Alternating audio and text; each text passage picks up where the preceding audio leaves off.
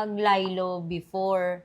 So, anong nag-push sa'yo or nag-motivate sa'yo para bumalik ulit or para maging active? Kasi ngayon parang sunod-sunod din yung mga trending videos. Oy, Ano grabe pa sa naman. TikTok. Tapos yung mga damit, short. Bentang-benta, di ba? Nag-affiliate na din Oo, ako. affiliate. Wala lang.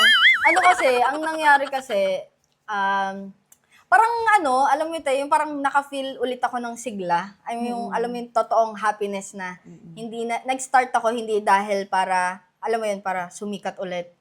Nag-start ako kasi parang feeling ko, happy na ulit ako.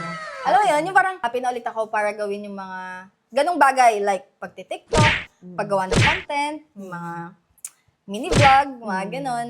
Ayun, yun lang. Kasi, isang biggest factor din nun is simula nung dumating si Una. Oh, yun naging inspiration. Talaga. As in, Kasi iba talaga yung yung motivation mo or iba yung drive mo kapag may anak ka na. oo. Yung like before na single ka, parang takot ka sa mga nang sasabihin ng ibang tao. Pero pag may Oo. anak ka na, bigla kang Oo. mag-switch na Kasi, parang, alam mo yun, diba?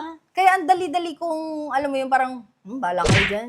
Ang dali kong maglaylo, ganun, nung dalaga pa ako. Kasi, wala pa kasi ako nun, parang, alam mo, wala akong responsibility, wala pa akong masyadong direction talaga sa kung anong gusto kong mangyari. Dahil nga, nabigla nga din ako. Tapos, hindi pa ako ganun ka-dedicated. Oo. Something ganun.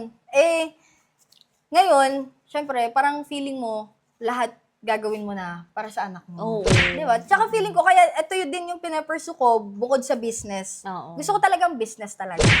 Gusto ko. Pero ngayon kasi, parang feeling ko, meron pa naman akong potential or opportunity pa. Kaya pinupush ko din kasi feeling ko, dito rin medyo magaling din naman ako dito sa larangan na ganito eh. Parang feeling ko lang ba? Hindi naman sa galing-galingan. Kaya feeling ko Di, may magaling naman potential talaga. ako. Oo. May potential ako. Kaya pinupush ko pa rin. Oo. So, after nun, syempre, isasabay ko yung business. Oo. Yung gusto ko talaga. Kasi pang long term talaga yun.